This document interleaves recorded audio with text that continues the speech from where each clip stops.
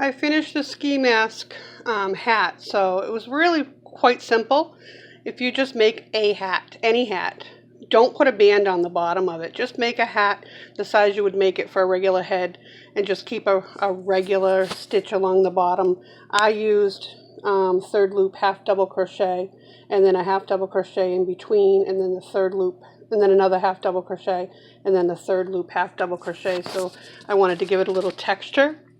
So I made my hat first, and then for the brim, I have ideas of different things I can do with this, but I just did right across the very front of it, I just did some back post, front post, half double crochets, and you want to work that this way up. So you don't want to be working from this side of the hat.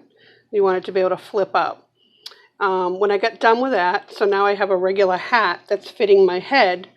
Then I started in the back on my seam and I crocheted around until I got to this point where my flap is, and then I just chained enough chains across to go to the other side, and I had plenty of room there so it will cover the face. And then I just kept working rows all the way down as long as you want them.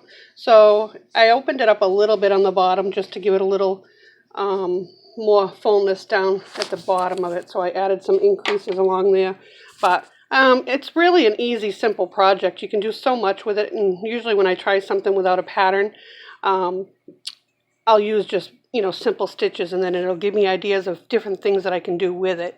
So I have ideas as I go on how I can make it better or make it something more unique. And again, things are not about stitch count. It's not about you have to follow a pattern. If you have a hat pattern that you always use anyway and you like that hat pattern, use that and then make the hat. And then just don't put the bottom brim along the hat, and then just add to it. So it's really so simple. I think people get so flustered about following a pattern. It really isn't about following a pattern. Patterns are created from people's creativity.